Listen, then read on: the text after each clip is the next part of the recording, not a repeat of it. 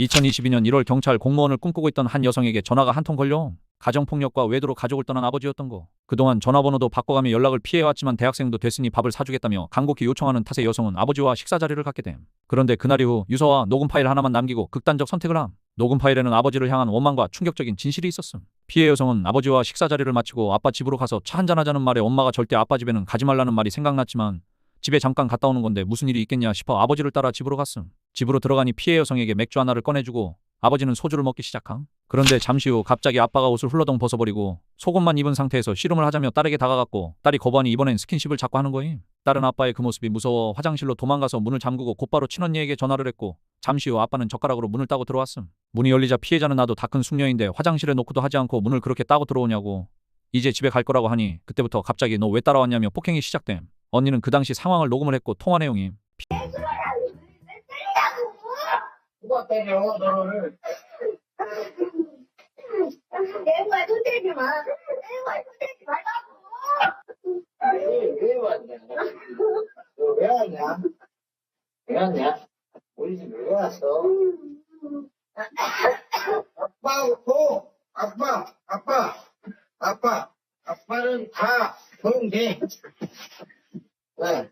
싫어? 아빠 싫어? 아빠 딸이다. 어? 아빠 딸이다. 어? 그래도 아빠 딸이다. 아빠 딸이라고. 제발 하지 말라고.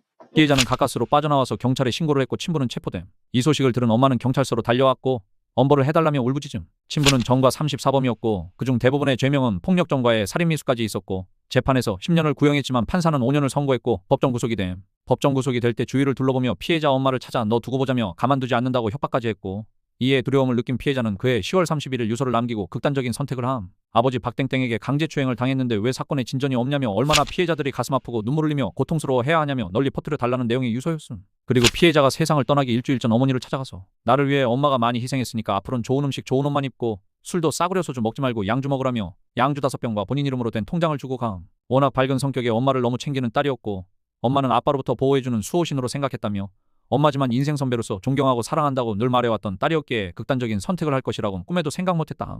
그리고 유서에는 엄마에게 쓴 편지도 있었는데 내가 제일 사랑하는 엄마. 엄마 없었으면 나는 여태까지 잘 살아오지도 못했을 거야. 근데 이젠 버티는 게 힘드네. 이젠 다 내려놓으려고. 썩은 동아줄 붙잡고 하루하루 사는 게 버거웠어. 최소한 엄마만큼은 끝까지 싸워줘. 부디 나 같은 피해자가 나오지 않게. 하늘나라에서 엄마 꼭 지키고 있을게. 사랑해. 피해자의 친부는 1심에서 징역 5년, 항소에서 징역 5년, 대법원에서 징역 5년이 확정됐고 이제 출소가 얼마 남지도 않았음. 친부가 딸을 강제추행하고 극단적 선택을 하게 만들었으며 예전 아내였던 딸의 엄마를 재판장에서 협박까지 했는데 그 이후로는 심지어 접근금지 명령 신청도 되지 않는다 함. 딸의 생명을 앗아가고 아내였던 여자마저 위협을 받고 있는데 아무런 보호를 받지 못하는 법 이젠 정말 개선돼야 되지 않을까?